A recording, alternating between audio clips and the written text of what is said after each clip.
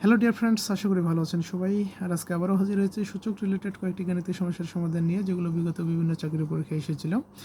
প্রথম যে গাণিতিক সমস্যাটির সমাধান নিয়ে আলোচনা করব, এটি বাংলাদেশ কৃষি ব্যাংক সিনিয়র অফিসার 2017 নিয়োগ পরীক্ষা এসেছিল।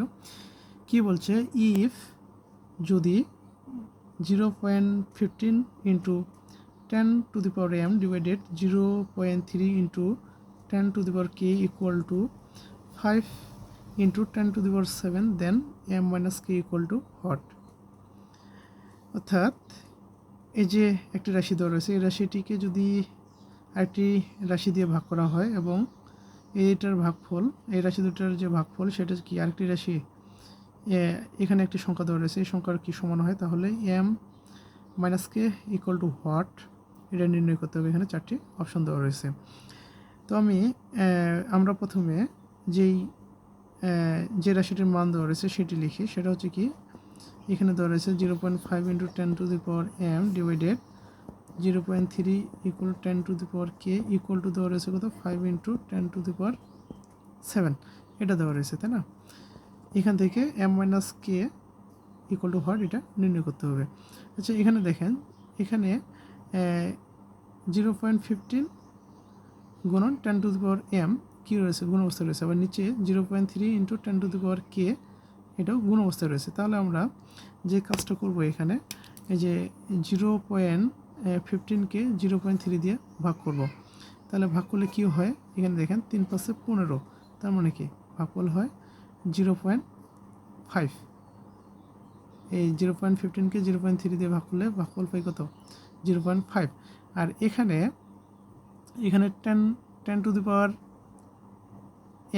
এবং 10⁻k, এটা সমান আমরা কীভাবে লিখতে পারি, আমরা এই যে সূচকের ক্ষেত্রে যে ভাগ, একটি সূচকীয় রাশিকে আরেকটি সূচকীয় রাশি দিয়ে যদি ভাগ করা হয় এবং সূচকীয় রাশি দুটির যদি বেস যদি একই হয়, যেমন এখানে নিচে যেটা দিয়ে ভাগ করা হয়েছে সেটারও বেস তাহলে আমরা বেস যেটি দেওয়া রয়েছে সেটি, আর সূচকগুলো কী হয়, বিয়োগ হয়, এটা আমরা লিখতে পারি। ঠিক এই কাজটাই এখানে আমরা করব। তাহলে এখান থেকে আমরা যেটা পাচ্ছি, এখানে কি 0.5 ইন্টু 10 লিখব, m minus K equal two কি 5 ইন্টু 10⁻7, এটা তো আমরা লিখতে পারতেছি, তাই না?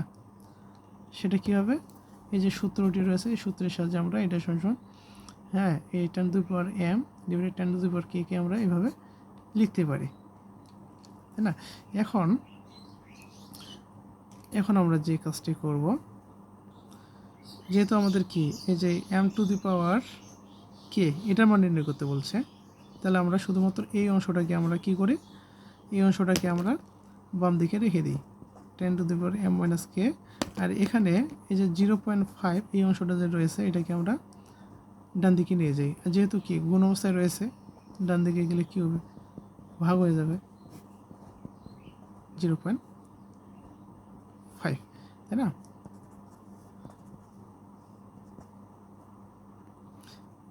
এখন আমরা কাজ করি, এই যে এখানে 0.5, এখানে যদি দশমিক উঠিয়ে দিই, তাহলে কী হবে, এই যে উপরের সাথে কত গুণ করতে হবে, দশমিকের জন্য কী হবে 1, আর দশমিকের পর কয়টি ডিজিট রয়েছে, একটির জন্য কী হবে, একটা শূন্য হবে, তাই না?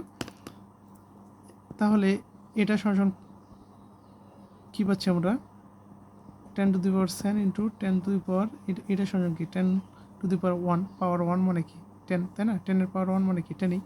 আর নিচে কি থাকে 5, এখানে তাহলে কি 5 কেটে যায়, তাহলে 10m - k, তাহলে হচ্ছে কি 10m - k ইকুয়াল টু, এখানে কত পাচ্ছি 10। এখান থেকে দেখেন, যদি দুটি সূচকীয় রাশি কি গুণ করা হয় এবং তাদের বেজ যদি সমান হয়, তাহলে পাওয়ার দুটি কি হয়, যোগ হয়।